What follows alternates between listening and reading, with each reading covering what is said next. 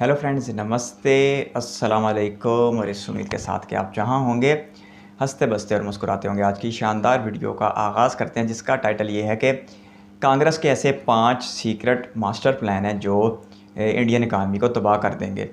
ऐसा वीडियो की तरफ से कहा जा रहा है, क्योंकि आजकल इलेक्शन का ज़माना है। तो इलेक्शन में जो अपोजिशन जमातें हैं या जो हुकूमती जमातें भी हैं, ख़ास तौर पे जो बीजेपी है, वो सोशल मीडिया को बहुत ज़्यादा इस्तेमाल कर रही है अपने वोटर्स को अपने हक़ में मुतहर्रक करने के लिए। और ख़ास तौर पर उसमें गिनवाए जाते हैं 2014 से 2024 के दरमियान किए गए कारनामे। लेकिन अब कांग्रेस चूँकि पिछले 10 बरसों में इक़्तिदार से दूर है, तो इसलिए वो अपने कारनामे तो नहीं गिनवा सकती, क्योंकि 10 सालों में बहुत कुछ बदल जाता है। तो ऐसे में फिर वो अपना दे रहे हैं, वो क्या कहते हैं यार उसको, चल मेरे ज़हन से अब नाम निकल गया, यानी कि अपना बयानिया दे रहे हैं। मैं पाकिस्तानी लफ्ज़ इस्तेमाल कर लेता हूँ उर्दू का। वो अपना बयानिया दे रहे हैं कि अगर वो इक़्तिदार में आए तो फिर वो हिंदुस्तान की इकानमी के साथ क्या करेंगे। तो देखते हैं कि फिर वो 5 ऐसे कौन से हैं जिनको तो उन्होंने अपने बयानिए के तौर पे पेश किया है, वोटों को आकर्षित करने के लिए, अपनी तरफ बुलाने के लिए, लेकिन एक बहुत बड़े तबके की तरफ से उसे इंडियन इकानमी के ऊपर एक हमला समझा जा रहा है। तो बाकी वीडियो ऑलरेडी मज़ीद वजाहत करेंगे कि वो 5 ऐसे कौन कौन से प्लान हैं जो इंडियन इकानमी को तबाह कर देंगे, उनके बकौल अगर कांग्रेस इक़्तिदार में आ गई। तो इस वीडियो का आगाज़ करते हैं, लेकिन उससे पहले रिक्वेस्ट है, चैनल पर फर्स्ट टाइम मेरे को नेट पसंद आए तो वीडियो को लाइक और चैनल को सब्सक्राइब करना मत भूलिएगा।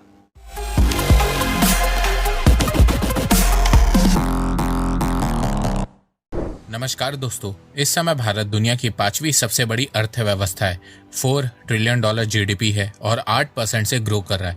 पर अगर मैं ये कहूँ कि आने वाले 5 सालों में ये हो सकता है कि इंडियन इकॉनमी 5th पोजीशन से गिर के 10th लार्जेस्ट इकॉनमी बन जाए, ग्रोथ रेट 8% से कम होकर 5% पे आ जाए, इन्फ्लेशन महंगाई 5% से बढ़ के 10% हो जाए, तो आपको कैसा लगेगा? यकीनन खराब ही लगेगा। पर अगर मैं ये कहूँ कि आने वाले 5 सालों में ये हो सकता है, इसके 50% चांसेस है। कैसे, आइए बताता हूँ। देखो, किसी भी पॉलिटिकल पार्टी की सोच उसके मैनिफेस्टो से पता चलती है। आज के समय भारत में जहां एक तरफ बीजेपी है, वहीं दूसरी तरफ कांग्रेस कोलिशन यानी कि गठबंधन के साथ इलेक्शन लड़ रही है। अगर आप बीजेपी और कांग्रेस दोनों पॉलिटिकल पार्टीज का मैनिफेस्टो देखेंगे तो आपको समझ में आएगा कि कौन देश को आगे लेके जा रहा है और कौन पीछे। जहां कांग्रेस अपने मैनिफेस्टो में हर जगह पैसे बांटने पे ध्यान दे रही है, वहीं बीजेपी इकोनॉमी, इंफ्रास्ट्रक्चर, मैन्युफैक्चरिंग को बढ़ाने में ध्यान दे रही है। मोदी की गारंटी मतलब गारंटी पूरा होने की भी गारंटी। एक झटके से हिंदुस्तान से हम गरीबी को मिटा देंगे। तो आइए जानते हैं कांग्रेस के 5 मास्टर प्लान के बारे में, जिससे आने वाले 5 सालों में इंडियन इकोनॉमी बर्बाद हो सकती है। पर उससे पहले आप इस चैनल को सब्सक्राइब करना मत भूलिएगा, और हाँ, अगर आपको वीडियो अच्छा लगे तो उसे शेयर करना भी मत भूलिएगा। अगर आप कांग्रेस का मैनिफेस्टो देखेंगे तो आपको हर जगह फ्रीबीज देखने को मिलेगी। राहुल गांधी कहते हैं कि वो एक झटके से हिंदुस्तान से गरीबी को मिटा देंगे। एक झटके से हिंदुस्तान से हम गरीबी को मिटा देंगे, और उसके लिए वो फ्रीबीज देंगे। जैसे कि कांग्रेस ने वादा किया है कि वो महालक्ष्मी स्कीम के चलते हर साल गरीब परिवार की एक महिला को 1 लाख रुपए देंगे, हर महीने 8,500 रुपए देंगे। एक साल में इन सब महिलाओं को 1 लाख रुपए बैंक अकाउंट में हम दे देंगे। मतलब एक झटके से हिंदुस्तान से हम गरीबी को मिटा देंगे। पर प्रॉब्लम इस स्कीम में यह है कि इसका पैसा कहां से आएगा, इसके बारे में कांग्रेस ने बताया ही नहीं है। वहीं बीजेपी अपने मैनिफेस्टो में कहती है कि वो देश भर में लखपति दीदी बनाएंगे, जिसमें वो महिलाओं को 5 लाख रुपए तक का इंटरेस्ट फ्री लोन देंगे, साथ में स्किल डेवलपमेंट ट्रेनिंग देंगे, जिससे महिलाएं 1 साल में 1 लाख रुपए तक कमाने लायक बन जाए। जहां बीजेपी महिलाओं को 1 लाख रुपए कमाने योग्य बना रही है, वहीं कांग्रेस खैरात बांटने की बात कर रही है। वैसे खैरात बांटने का सिलसिला कांग्रेस का यहाँ खत्म नहीं होता है। कांग्रेस कह रही है कि वो एक राइट टू अप्रेंटिसशिप एक्ट बनाएंगे, जिसमें 25 साल से कम ग्रेजुएट और डिप्लोमा स्टूडेंट को 1 साल की इंटर्नशिप करने को मिलेगी, और साथ में स्टूडेंट को 1 साल में 1 लाख रुपए दिया जाएगा। हिंदुस्तान के सारे ग्रेजुएट होल्डर, डिप्लोमा होल्डर, उन सबको 1 साल के लिए अप्रेंटिसशिप मिलेगी। 1 लाख रुपए साल का, 8,500 रुपए महीने का, खटाखट उनके बैंक अकाउंट में जाएगा। अब इसके लिए पैसा कहां से आएगा ये भी नहीं बताया गया है। चलो 10 लाख लोग लेंगे, एक रफ एस्टिमेट हो सकता है, लेकिन ये मेरा एस्टिमेट है, ये पार्टी का एस्टिमेट है, मैं आपको बस समझाने के तौर पे ठीक बता रहा हूँ। तो 10 लाख को अगर हम एक रफ कैलकुलेटर खोल लूँ, क्योंकि थोड़ा कंफ्यूजन होता है, कितना हो गया? 1 lakh, 10 lakh, can you count? Sorry मेरी मैथ्स बहुत ही पुअर है। अच्छा, ये कितने करोड़ हो गए? लाख, 1000 करोड़, अब 10,000 करोड़, अब मुझे भी ओके, सो उतना बड़ा नंबर नहीं। इसके अलावा कांग्रेस कह रही है कि वो 15 मार्च 2024 तक के जितने भी एजुकेशनल लोन हैं वो सब माफ कर देगी और पैसा कांग्रेस देगी। आरबीआई के मुताबिक देश में 97,000 करोड़ रुपए का एजुकेशनल लोन है। अब ये पैसा कांग्रेस कहां से लाएगी वो भी उन्होंने नहीं बताया है। जहां कांग्रेस एक तरफ यूथ को फ्रीबीज की आदत लगाना चाहती है कि सब घर में बैठ के खाएं और कांग्रेस को भी खाने दे, वहीं बीजेपी स्टार्टअप इंडिया, मुद्रा लोन, न्यू एजुकेशन पॉलिसी की बात करती है ताकि देश का युवा अपने दम पे आगे बढ़ सके। देखो, प्रॉब्लम कांग्रेस की ये है कि वो इतने सारे फ्रीबीज बांटने की बात तो कर रही है, पर ये नहीं बता रही कि पैसा आएगा कहां से। इसके अलावा फ्रीबीज दे दे के आज पंजाब बर्बाद हो गया, केरला हो रहा है, तो फ्रीबीज देने से इकोनॉमी पे बहुत ही बुरा इम्पैक्ट पड़ता है। भारत का बजट 47 लाख करोड़ रुपए है। अगर कांग्रेस इन सब पैसों को बांटने में लगा देगी तो देश चलेगा कैसे? उसके लिए फिर भीख मांगनी पड़ेगी, जैसे हमारे पड़ोसी देश को मांगनी पड़ रही है। आज हम किसी दोस्त मुल्क में जाते हैं तो वो कहते हैं कि आए हैं मांगने के लिए।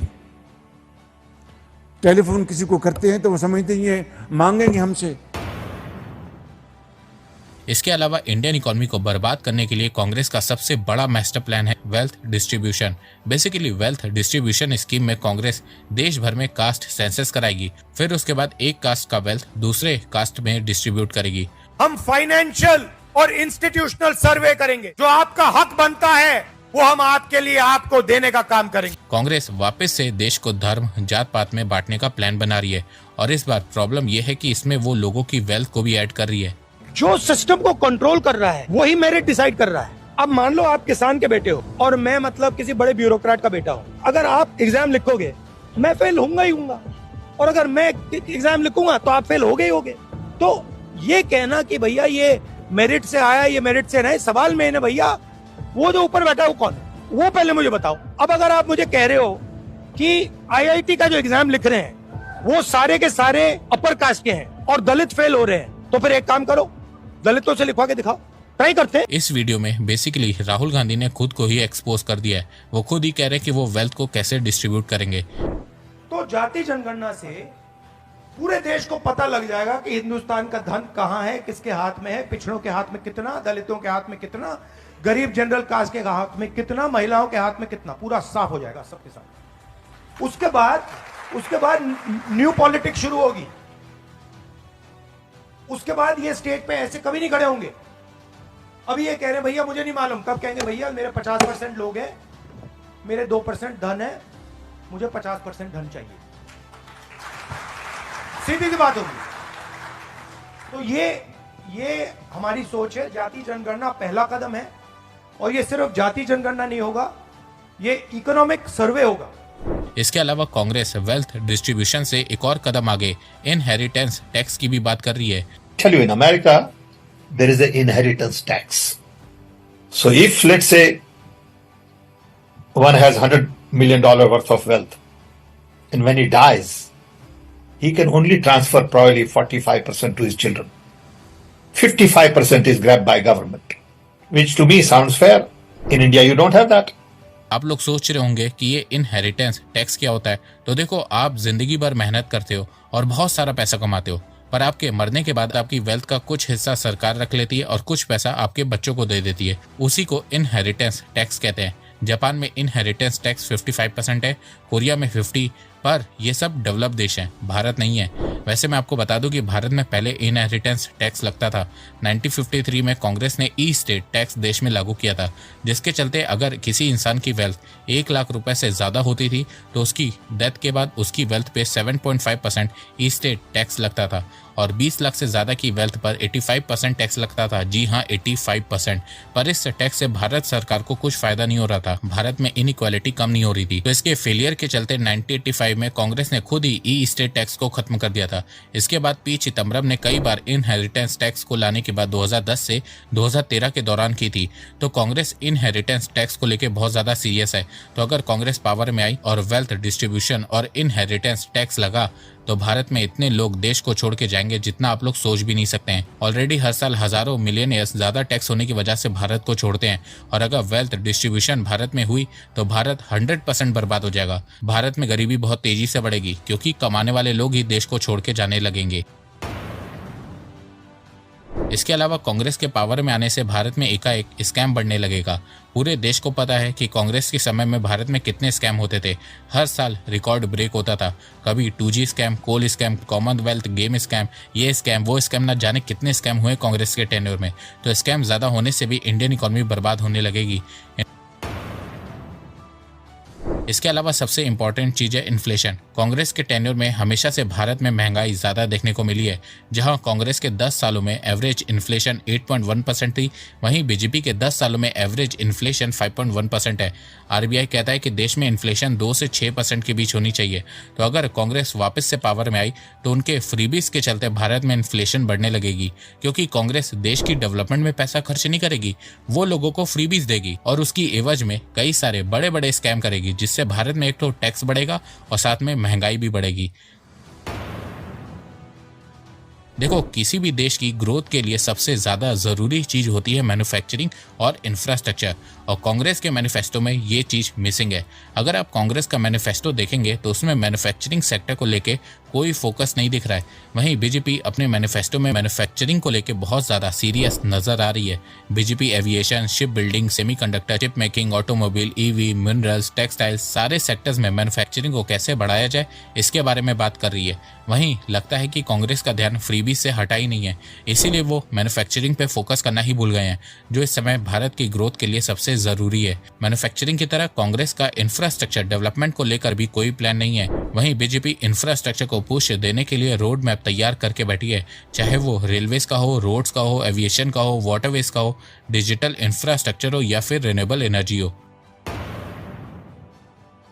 फ्यूचर प्लान की बात करें तो कांग्रेस कहती है कि वो आने वाले 10 सालों में भारत की जीडीपी को डबल कर देंगे, मतलब 2034 तक भारत की जीडीपी को $8 ट्रिलियन कर देंगे।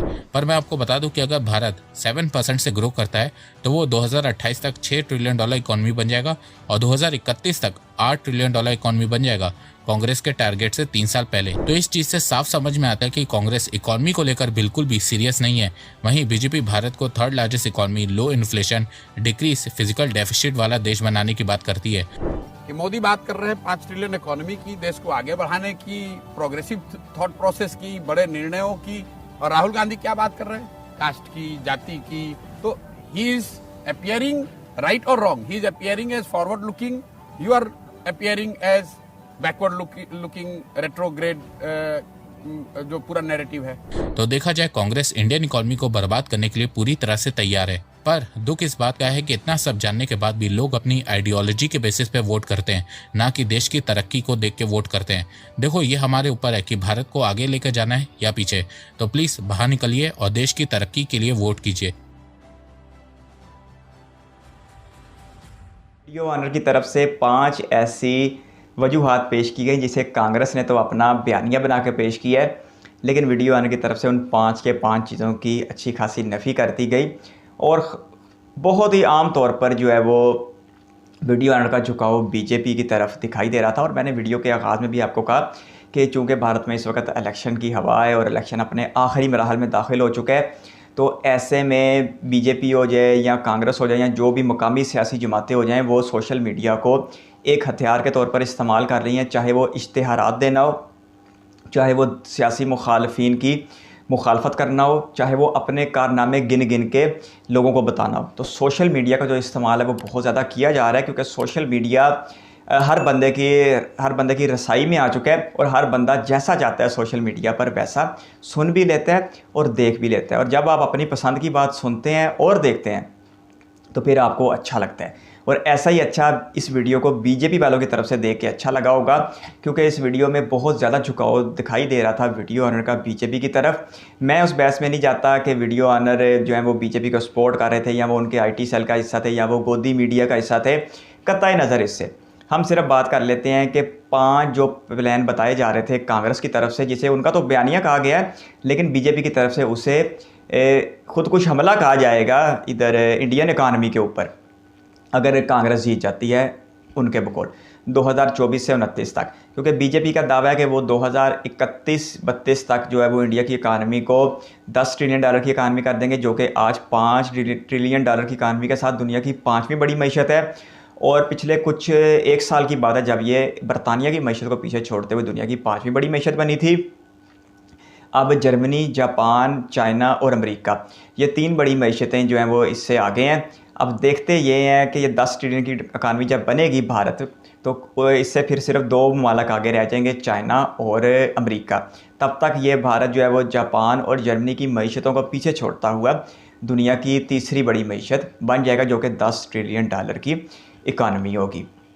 लेकिन जो INC है, इंडियन नेशनल कांग्रेस है, जो उसने एक इत्तेहाद बनाया है INDIA के नाम से, मुझे अब उसका फ़िलहाल मुखफ़फ़ मेरे दिमाग में नहीं आ रहा, लेकिन ये कुछ जमातें मिली थी जो बीजेपी के मुखालफत में मिली थी, और इन्होंने जब वो कर्नाटक का इलेक्शन लड़ा था और वो उन्होंने बीजेपी को हराया भी था, तो उसे एक बड़ा अपसेट कहा जा रहा था। और उसके बाद अब जाके कि तकरीबन कोई 8-10 माह के बाद जब भारत में जनरल इलेक्शन हो रहे हैं कौमी असम्बली के लिए, तो ऐसे में जो है वो इस बात का थोड़ा बहुत हवा बना हुआ है कि कांग्रेस जो है वो अपने इस इत्तेहाद यानी INDIA के साथ कुछ बड़ा अपसेट कर सकती है। गो कि इसका इम्कानात कम है, लेकिन जो एक बात सुनाई देती थी कि जिस तरह 2019 में जीता तो नारा बजा आपकी बार, दूसरी बार मोदी सरकार, आपकी बार नारा बज रहा था कि आपकी बार मोदी सरकार 400 पार। लेकिन पिछले 4-6 महीने में, ख़ास तौर पर कर्नाटक के इलेक्शन के बाद, इस चीज़ को थोड़ा सा जो है फ़र्क लगा। और आज इस वीडियो ऑनर ये कह रहे थे कि इसका इम्कान 50% है। ये वीडियो ऑनर के जो है वो पेश गोई है या उनके अपना तज्ज़िया है कि 50% इस बात का इम्कान है कि ये काम हो भी सकता है जो 5 वो बातें बता रहे थे, अगर कांग्रेस इक़्तिदार में आ जाती है। चलें पहले बात करते हैं जी वो 5 कौन कौन सी चीज़ें, फिर अगर मज़ीद कुछ माइंड में आए तो वो भी आपसे साथ शेयर करेंगे। पहले फ्रीबीज़ की बात की जा रही थी, यानी मुफ्ता की बात की जा रही थी। तो सियासी जमातें जब इलेक्शन के माहौल में होती हैं तो इसमें कोई शक नहीं कि जो उनके मुंह में आता है वो जो है वो सामने खड़े हुए क्राउड के आगे पेश कर दिया जाता है। लेकिन जब इक़्तिदार में आती हैं तो उस वक्त फिर ये इनको अपनी मजबूरियां याद आ जाती हैं, और फिर जो फ्रीबीज़ जो हैं वो यानी कि मुफ्ता जो बांटने का सिलसिला है वो इतना ज़्यादा आसान नहीं हो पाएगा। और ये वक्ती तौर पर तो किया जा सकता है, हंगामी हालात में किया जा सकता है, इंतहाई गरीब लोगों के लिए किया जा सकता है। पाकिस्तान में भी हो रहा है BISP के द्वारा। इंडिया में भी बहुत सारी ऐसी स्कीमें हैं जिनके ज़रिए बहुत ही गरीब लोगों को टारगेटेड सब्सिडीज़ जो है वो दी जा रही हैं। लेकिन अगर आप एक तालिब इल्म को 1 लाख रुपया सालाना देंगे और आप लाखों करोड़ों गरीब औरतों को 1 लाख रुपया सालाना देंगे, तो मईशत के ऊपर अच्छा खासा बोझ आता चला जाएगा, और फिर इस बोझ को जो है वो बर्दाश्त करना मुमकिन नहीं हो पाएगा। जिस तरह पंजाब की मिसाल दी जा रही थी कि पंजाब में आम आदमी पार्टी ने इलेक्शन के दरमियान में कह दिया कैंपेन के दौरान के जो है हम 300 यूनिट बिजली मुफ्त देंगे, क्योंकि वो दिल्ली में ऑलरेडी दे भी रहे थे। अब नतीजा क्या हुआ, फिर वो जनाब अली वो रियासत जो है वो, हालांकि मुझे इस बात की तस्दीक नहीं है, मैं वीडियो के हवाले से ही बात कर रहा हूँ, ये मैंने कोई ज़ाती रिसर्च नहीं किया कि वो जो है वो कई 100 करोड़ के या कई 1000 करोड़ के कर्ज में जा चुकी है। मैं इस बात की तस्दीक नहीं कर रहा, मैं वीडियो के बीच से ही मवाद उठा रहा हूँ। अच्छा, तो ये जो मुफ्त बांट के जो है ना वो ये मईशत नहीं चलती, ये पक्की ठक्की बात है। कुछ अरसे में कोई कुदरती आफात आ जाएँ या बहुत ही गरीब लोग हो तो उनको टारगेटेड तौर पे तो सब्सिडी उनको दी जा सकती हैं, लेकिन एक लॉन्ग टर्म प्लानिंग जो है ये मईशत को तबाह कर देती है। हाँ, लेकिन वोट ज़रूर ले देती है। ये एक बात ज़रूर है कि एक बार जो है वोट लेने वाले इस जाल में फंस ज़रूर जाते हैं। जिस तरह ये पाकिस्तान के इलेक्शन हुए हैं तो पीपल्स पार्टी की तरफ से भी और नून लीग की तरफ से भी 300 यूनिट मुफ्त देने का कहा गया था, और अब कहते हैं जी सोलर पे भी पैसे लगेंगे, सोलर आप जो घर लगवा रहे हो उसका भी टैक्स आपको देना पड़ेगा। तो ये बाद में जनाब अली इस तरह सब कुछ चेंज हो जाता है। तो एक आधी रियासत में तो चल सकता है, लेकिन जब पूरे मुल्क की बात की जाएगी तो फिर ये वाकई इकानमी को ज़मीन बोझ कर देगी। अच्छा, इसके बाद बात की जा रही थी कि जो है वो टारगेटेड क्या उसको कहते हैं, स्कैम बहुत ज़्यादा हो जाएंगे। तो करप्शन जो है वो जब कोई हुकूमत आमतौर पर इक़्तिदार में होती है तो उसके करप्शन की आवाज़ें जो है वो कम ही सुनाई देती हैं, क्योंकि उनका एक पूरा होल्ड होता है पूरे निज़ाम के ऊपर। लेकिन जब वो हुकूमत इक़्तिदार से बाहर जाती है और जो नई आने वाली हुकूमत है वो बड़े बड़े ओहदों के ऊपर अपने लोगों को लाती है और ख़ास तौर पर टारगेट देती है कि भाई इनकी गुजरी हुई हुकूमतों की करप्शन निकाल के लाओ, तो फिर मेगा स्कैंडल सामने आते हैं, इसमें कोई शक नहीं है। बाकी भारत में किसके दौर में करप्शन बढ़ी, किसके दौर में करप्शन कम हुई, ये मैं नहीं जानता, लेकिन मैं इतनी बात ज़रूर जानता हूँ कि कांग्रेस का जो दौर था जो जब मनमोहन सिंह 1990-91 में जब वज़ीर ख़जाना थे भारत के, तो उन्होंने ऐसी इस्लाहात की थी जिसके नताइज आज देखने को मिल रहे हैं। उन्होंने जो इस्लाहात की थी वो कांग्रेस तो उसका क्रेडिट नहीं ले सकी, क्योंकि वो 4 से 14 के दरमियान तो इतनी नहीं हुई, लेकिन 14 के बाद उसका ज़्यादा असर आना दिखाई दिया। तो उसकी वजह से भी जो है वो इंडियन इकानमी में जो आज सम्राट सामने आ रहे हैं, जो इसका ग्रोथ रेट आज 8% के आसपास बताया जा रहा है, और ये दुनिया के बहुत सारे मालों को पीछे छोड़ते हुए बहुत तेज़ी के साथ तरक्की कर रही है। तो उसका जो क्रेडिट है वो उस वक्त कांग्रेस की गवर्नमेंट को जाता है, जिसके जो वज़ीर ख़जाना थे वो मनमोहन सिंह थे। खैर, अब ज़रा पका पकाया फल ज़रा बीजेपी के हिस्से में ज़्यादा आ गया, लेकिन बीजेपी ने वाकई 2014 के बाद काम भी बहुत किया। और इंफ्रास्ट्रक्चर की बीच बात की जा रही थी कि इंफ्रास्ट्रक्चर के ऊपर कांग्रेस की कोई तवज्जो नहीं है, और ये बात सच है कि कांग्रेस के दौर में 4 से 14 के बीच इंफ्रास्ट्रक्चर को लेकर इतना ज़्यादा काम नहीं हुआ। आप रेलवे का इंफ्रास्ट्रक्चर उठा लें, आप सड़कों का उठा लें, तो ट्रांसपोर्ट में का भारत में वाकई बहुत काम हुआ है। भारतमाला, सागरमाला जैसे हमें रोड इंफ्रास्ट्रक्चर के बड़े ज़बरदस्त प्रोजेक्ट देखने को मिले हैं। फिर अगर आप रेल इंफ्रास्ट्रक्चर में आ जाएं तो ट्रेनों ने नई नई स्पीडें कायम की हैं और नई नई ट्रेनें भारत ने मुतारफ़ करवाई हैं। ख़ास तौर पर बड़े शहरों में जो मेट्रो का कल्चर है वो मुतारफ़ करवाने वाली और उसको कामयाब करवाने वाली भी बीजेपी सरकार थी। तो इंफ्रास्ट्रक्चर में बीजेपी सरकार जो है वो लीडिंग पोजीशन में है, इसमें कोई शक नहीं।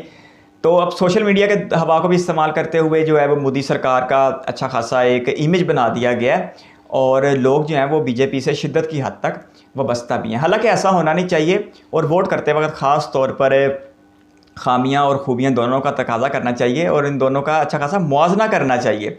और कोई भी सियासी जमात हो या कोई भी लीडर हो, वो अच्छा या बुरा नहीं होता, वो अच्छा और बुरा होता है। अगर बीजेपी की सरकार में कुछ अच्छाइयाँ थी तो कुछ खामियाँ भी थी। इसी तरह अगर आईएनसी की सरकार में कुछ अच्छाइयाँ थी तो कुछ खामियाँ भी थी। इस तरह ही नेताओं का सीन भी होता है। तो ऐसे में शिद्दत के साथ किसी भी सियासी जमात के साथ वाबस्तगी नहीं होनी चाहिए। ये कोई एक सेहतमंदाना और एक कोई ज़बरदस्त अमल नहीं होता। और एक जाते जाते याद आ रहा है, जो कांग्रेस कह रही थी कि वो जो ज़ात पात की दौलत है वो ज़ात पात में बराबर बांट देगी, तो ऐसा ना तो कांग्रेस कर सकती है, ऐसा ना तो बीजेपी कर सकती है, ऐसा ना तो डेमोक्रेटिक्स कर सकते हैं अमेरिका के, और ना ही रिपब्लिकन्स कर सकते हैं अमेरिका के, ऐसा ना तो चाइना की जो है वो कम्युनिस्ट जमातें कर सकती हैं, और ना व्लादिमीर पुतिन रूस में बैठ के कर सकते हैं। क्योंकि जो दुनिया के जो सरमायादार लोग हैं, इनका जो सरमायादारी का आलमी एक निज़ाम है वो इतना ज़्यादा मजबूत है कि कोई हुकूमत उसे तोड़ नहीं सकती। वो 100% भी अवामी मैंडेट लेके आ जाए ना, तो कोई हुकूमत इसे तोड़ नहीं सकती। अगर वक्ती तौर पर कोई कम्युनिस्ट पार्टी या कोई कम्युनिस्ट गवर्नमेंटें जो है वो अमीर लोगों के असासे ज़ब्त कर भी लेती हैं, तो वो बाद में उन्हें वापस करने पड़ते हैं, या बाद में उसका नतीजा जो है वो इकानमी के ज़मीन बॉस होने की सूरत में भुगतना पड़ता है। उसका सबसे मतलब सबसे वजह मुनासिब सी यही है कि ये जो लोग हैं जिनके पास पैसा होता है, ये मिनट नहीं लगाते। जब इन्हें अपने मुल्क में लगता है कि यार अब यहाँ पे हमारा पैसा महफूज नहीं है, तो ये फिर दूसरी मुल्कों में जाके इन्वेस्ट करने में मिनट नहीं लगाते। और वीडियो में भी इस चीज़ का तस्करा कर रहे थे कि अगर ये काम किया गया तो करोड़पति, खरबपति, अरबपति जो भारतीय हैं वो मिनट नहीं लगाएंगे, वो हिंदुस्तान से निकल जाएंगे। जब उनका कारोबार फिर हिंदुस्तान से निकलेगा, उनका सरमाया हिंदुस्तान से निकलेगा, तो फिर एक अकेला नहीं जाएगा, वो अपने साथ 40-40, 50-50 हज़ार लेबर लेके जाएगा, जो उसने आज फैक्ट्री की सूरत में या जो उसने आज कारोबार की सूरत में हिंदुस्तान में लगाई हुई है। तो ये तो छोड़ देना आप, कांग्रेस या INDA का इत्तेहाद जो है वो उसको कर पाएगा, ये मुमकिन ही नहीं है। दुनिया में कहीं भी मुमकिन नहीं है। अभी पिछले दिनों प्रॉपर्टी लीक्स आई हैं, उसमें ये बताया नहीं गया कि दुबई में $400 बिलियन की प्रॉपर्टी जो है वो गैर मुल्कियों की, और पूरी दुनिया से लोग आए हुए हैं अपना टैक्स बचाने के लिए। दुबई में $400 बिलियन की उनकी सिर्फ प्रॉपर्टी है। बाकी जो इसके अलावा रिजर्व में गोल्ड पड़ा होगा, जो हार्ड फॉर्म में करेंसियाँ पड़ी होंगी, जो ये बिटकॉइन वगैरह हैं, जो भी पड़े होंगे, उसके अलावा जितने भी असासे पड़े होंगे वो इसके अलावा सिर्फ प्रॉपर्टी की दुबई में जो मालियत है गैर मुल्कियों की, वो $400 बिलियन है।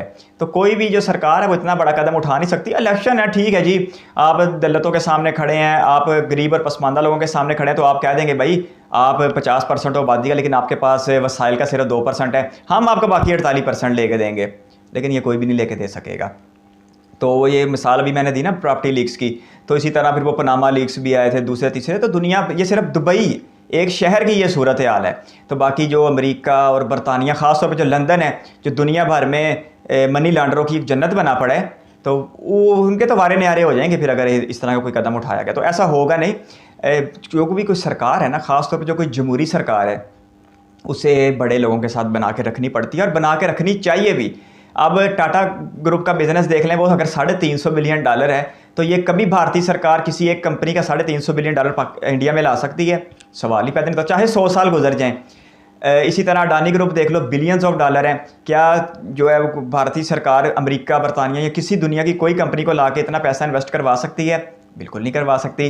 रिलायंस ग्रुप है, जितने भी करोड़पति, अरबपति, खरबपति भारत के लोग हैं, अगर उन्होंने अपना पैसा इन्वेस्ट इधर किया है तो ये इनका ख्याल है कि जनाब वो जो टैक्स बताया जा रहा था, जो मरने के बाद 55% ले लेते हैं, 50% ले लेते हैं, ये तो चंद % से ज़्यादा नहीं ले पाएंगे। पहले तजर्बा करके देख लिया इन्होंने, कांग्रेस ने शुरू किया और कांग्रेस ने ख़त्म कर दिया।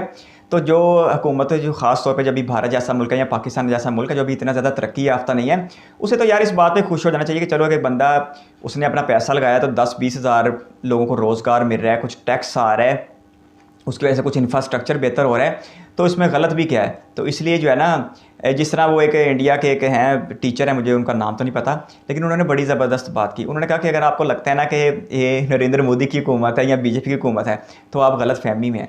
दरअसल तो हुकूमत जो है वो अंबानी साहब की है। वो तो लोगों ने सवाल किया जी वो कैसे? उन्होंने कहा जी वो खरबपति हैं, यानी कि 10,000 करोड़ का तो उनका मकान ही है।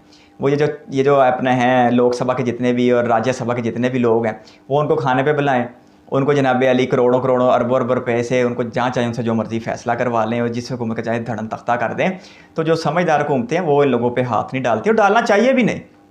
अगर एक शख्स ने ईमानदारी के साथ काम किया है, उसने हुकूमती वसाइल का नाजायज़ फ़ायदा नहीं उठाया, उसने हुकूमत को टैक्स दिया है, उसने आम जनता को रोज़गार दिया, तो उसे क्यों छेड़ना बिला वजह? हाँ, अगर आपको अडानी जैसे किसी ग्रुप के ऊपर और गौतम अडानी जैसे किसी शख्स के ऊपर शक है कि जो बहुत तेज़ी के साथ ऊपर गया और फिर उतनी ही तेज़ी के साथ नीचे आ गया, तो फिर वहाँ पर तो फिर वो खतरे की घंटी बजती है कि यहाँ पर जो है ना इसको इस्टेब्लिश करने में और इसको बढ़ावा देने में सरकार का हाथ था, बल्कि सरकारों का हाथ था, चाहे वो केंद्र सरकार हो चाहे वो रियासती सरकार हो। तो फिर वहाँ पर तो थोड़ा सा सोचा जा सकता है कि यार इस बंदे के ऊपर थोड़ी सी नज़र रखनी पड़ेगी या इस ग्रुप के ऊपर थोड़ी सी नज़र रखनी पड़ेगी। बाकी जो ईमानदारी से अपना कारोबार करते हुए आगे बढ़े हैं, देश को रोज़गार दिया है, जनता को रोज़गार दिया है, लोगों को सहूलियात फराम की हैं, तो मेरा नहीं ख्याल कि कांग्रेस कभी ऐसा कर पाएगी। बीजेपी नहीं कर पाएगी जी, कांग्रेस को तो आप छोड़ दें, 100% अवामी मैंडेट लेके आ जाए फिर भी नहीं कर पाएंगे, और ऐसा करना चाहिए भी नहीं। और अगर ऐसे मुल्क में जब अभी जो तरक्की की मनाजिल जिसने तय करना शुरू की हैं और 8% तक जिसकी इकानमी गई है, तो ऐसे में फिर वो जो है ना ज़्यादा नुकसान है भुगतना पड़ेगा। और भुगतना किसको पड़ेगा? जनता को, आवाम को। अच्छा, इन्फ्लेशन की बात की जा रही थी। इन्फ्लेशन बता रहे थे कि कांग्रेस के दौर में 10% के आसपास रही और बीजेपी सरकार में 5% के आसपास रही। तो जो कांग्रेस का दौर था उसमें भी एक आलमी इक़्तिसादी बहरान आया था साल 2008 में, तो पूरी दुनिया की एक लहर बनी थी और उसने पूरी दुनिया के इक़्तिसादी निज़ाम को एक बार हिला के रख दिया था। तो वो वक्त कांग्रेस ने देखा था, लेकिन बीजेपी ने भी एक वक्त देखा जब दुनिया भर में कोविड आया और दुनिया भर में फिर महंगाई जो है वो खैर मुतवक्के तौर पर बढ़ी। तो उसके बावजूद अगर महंगाई 5% तक रही भारत में बीजेपी सरकार में, तो ये इसकी एक कामयाबी गिनी जानी चाहिए। और एक आलमी वबा का भारत ने मुकाबला किया और लॉकडाउन एक बड़ा सख्त किस्म का लगा, लेकिन उसके बावजूद आहिस्ता आहिस्ता मैशत बहाल हुई। आज जो ग्रोथ रेट है वो 8% है और दुनिया की ये $1 ट्रिलियन इकानमी जिसका ग्रोथ रेट जो है वो 8% है। लेकिन पाकिस्तान के लिए भी कुछ हौसला अफजा खबरें हैं। इस तरह के चैनल से जब भी देखो तो वो तो पाकिस्तान की IMF की डील हो या कोई बैनुल अक़वामी कहीं से सरमायाकारी है तो उसके लिए भीख का लफ्ज़ इस्तेमाल कर लेते हैं, जो कि बड़ा ही नामुनासिब सा लफ्ज़ है, ऐसा करना नहीं चाहिए। लेकिन फिर भी अगर पाकिस्तान के देखो तो अब जो पाकिस्तान के लिए भी ग्रोथ रेट है जो पिछले साल में माइनस में चला गया था, -0.29%, अब जो है वो IMF और दूसरे अदारे कह रहे हैं कि वो तकरीबन 2% के आसपास निकलेगा ये फाइनेंशियल ईयर 23-24 का जब ख़ात्मा होगा 30 जून को। तो पाकिस्तान की मैशत के लिए भी अच्छी खबरें हैं और हिंदुस्तान की मैशत के लिए भी अच्छी खबरें हैं। इलेक्शनों का मौसम है तो सारी सियासी जमातें जो अपने वोटरों को मुतहर्रिक करने के लिए कुछ अपने कारनामे गिनवा रही हैं, कुछ अपने मुखालफिन की खामियाँ गिनवा रही हैं और कुछ जो है वो मुफ्त बांटने के चक्रों में है। तो देखते हैं जी क्या बनता है। 1 जून को आखिरी मरहला है, कुछ अभी एक रहता है अपना मई 23 या 22 मई को 7वां या 6वां मरहला है। तो कुल जो 18 अप्रैल को शुरू हुए थे वो 1 जून को ख़त्म होंगे और फिर देखो रिज़ल्ट जो है वो 1 जून को ही अनाउंस होता है या शायद 2-3 को होता है, जब भी होता है। लेकिन इतना ज़रूर पता है कि जो है वो इलेक्शन के ऊपर एतराज़ नहीं किया जाएगा। ये तो मुबारकबाद मैं आपको पहले ही दे दूँ ना कि आप चाहे बीजेपी को जितवा दें, चाहे आप कांग्रेस को जितवा दें, चाहे आप किसी मुकामी जमात को जितवा दें, मुकामी यानी कि किसी रियासती जमात को, जीतने वाला जो है वो खुश होगा कि मैं अवामी वोट की ताकत से आया हूँ और हारने वाला खुश होगा इस बात पर कि ठीक है भाई, हमें अवाम ने नहीं चुना तो हम रह गए हैं। तो ये इसकी मुबारकबाद आपको ज़रूर हो जाए। तो इस तरह का इलेक्शन हर जगह हो तो फिर तो क्या ही बात है। तो ठीक है जी, देखते हैं फिर कांग्रेस जीतती है क्या, कांग्रेस का बनाया हुआ इत्तेहाद INDIA जीतता है, या फिर बीजेपी सरकार फिर 400 पार, या तीसरी बार बीजेपी सरकार। तो ये फिर जो है आने वाला वक्त बताएगा। लेकिन इस इलेक्शन में जो एक बहुत ज़्यादा हाइप थी ना बीजेपी के हक़ में, वो फ़िलहाल देखने को नहीं मिली, क्योंकि अभी नताइज भी नहीं आए और भारत का निज़ाम इलेक्शन का ऐसा है कि वो जो सारे नताइज को एक साथ शो करता है। तो इसकी वजह से जो है वो हाइप बन भी नहीं पा रही। हाँ, अगर मरहलावार नताइज आते रहते, पहले मरले में कौन कामयाब, दूसरे मरले में कौन कामयाब, तो फिर जो हवाओं का रुख है वो वक्ती तौर पर बदला भी जा सकता है। लेकिन ठीक है जी, दुनिया की सबसे बड़ी डेमोक्रेसी है, उनके अपने कानून है। जब अगर आवाम को एतमाद है इलेक्शन के ऊपर, तो फिर समझ लें कि वो हर जो है वो निज़ाम है वो बिल्कुल दुरुस्त है। आप कैसा कंटेंट देखना चाहते हैं कमेंट बॉक्स में अपनी राय दे सकते हैं। इस वीडियो को यहाँ तक देखने के लिए आपका बहुत बहुत शुक्रिया।